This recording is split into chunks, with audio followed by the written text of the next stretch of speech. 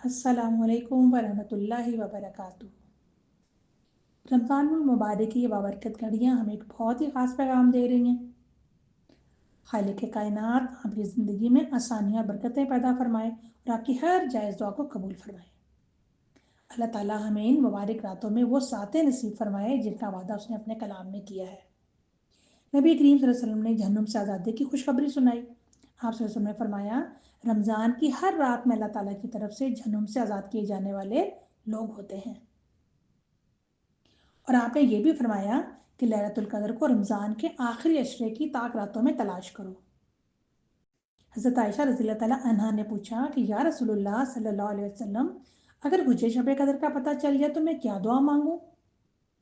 आप सल्लल्लाहु अलैहि वसल्लम ने फरमाया कि ये कहो, अल्लाहुम्मा इन्नका अफुव्वुन तुहिब्बुल अफ़्वा फ़अफ़ु अन्नी।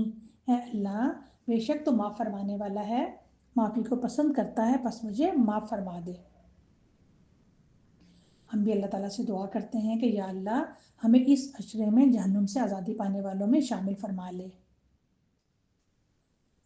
बल्लगकुमुल्लाहु लैलतल क़द्री व जअलकुम मिनल उतक़ाई। अल्लाह ताला आपको लैलतुल कदर यानी कदर वाली रात नसीब फरमाए और आपको जहन्नुम की आग से आज़ाद होने वालों में शामिल फरमाए। प्यारे साथियों, क्या आप जानते हैं अल उतक़ाई कौन है?